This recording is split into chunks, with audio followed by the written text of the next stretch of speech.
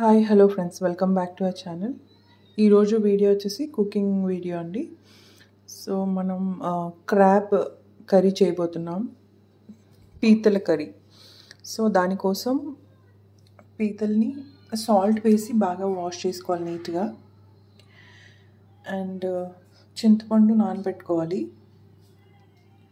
Onions, పచ్చిమిర్చి, వెల్లుల్లి, లవంగాలు అండ్ దాల్చిన చెక్క, జీలకర్ర, మెంతులు అండ్ సాల్ట్, కారం అండ్ పసుపు.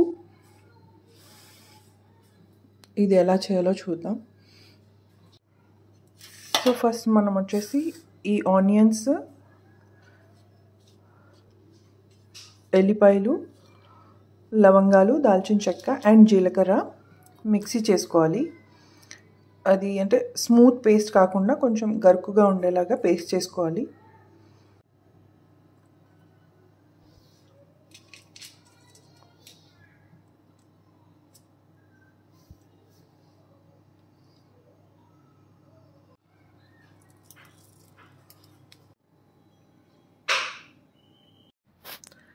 ఆయిల్ వేసుకోవాలండి. ఆయిల్లో కొంచెం మెంతులు వేసుకోవాలి.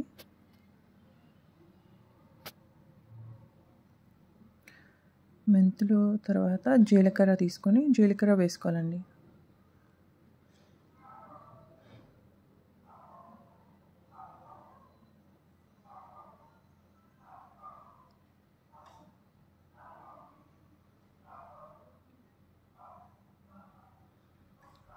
తర్వాత దాంట్లోకి మన గ్రీన్ చిల్లీ వేసుకోవాలి.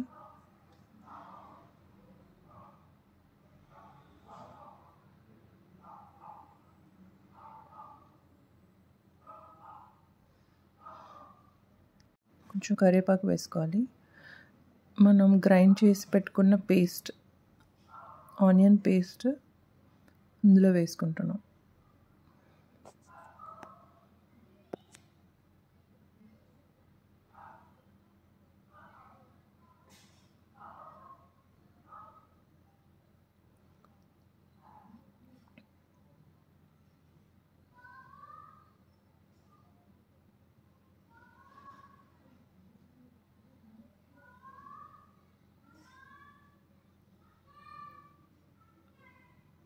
సో ఇది ఒక 5 minutes అలా ఫ్రై అవనివ్వాలండి.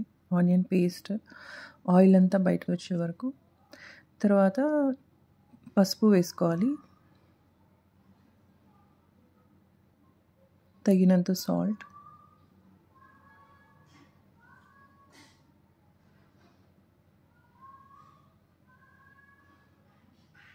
అండ్ కారం వేసుకోవాలి.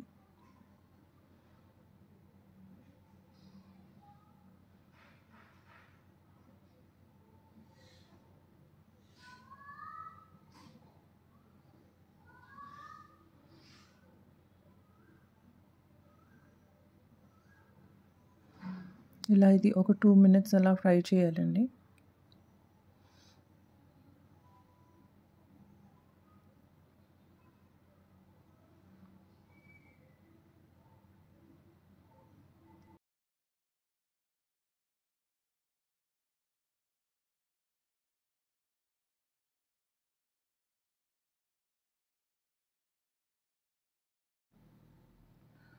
సో దీంట్లో మనం వాష్ చేసుకున్న క్రాబ్ యాడ్ చేయాలండి.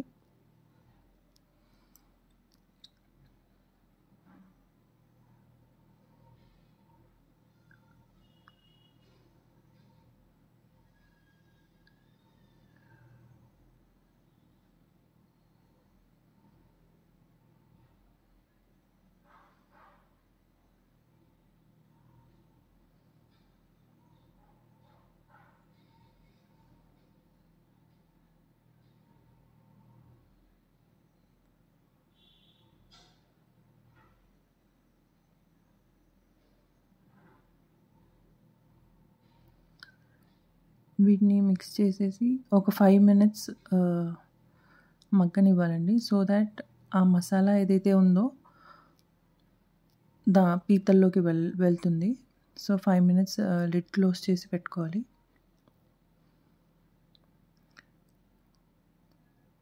ఇప్పుడు మనం చింతపండు నానబెట్టుకున్నాం కదండి, దాని జ్యూస్ వేసుకోవాలి దీంట్లో.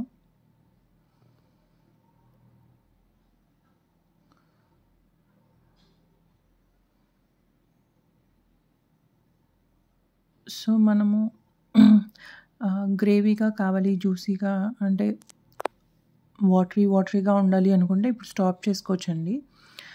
బట్ నేను కొంచెం డ్రైగా ప్రిఫర్ చేస్తాను, ఎందుకంటే ఆ మసాలా అంతా అబ్జర్వ్ చేసుకుంటుంది అండ్ టేస్ట్ కూడా ఎన్హాన్స్ అవుతుంది కాబట్టి. సో కుకింగ్ అయిపోయిందండి.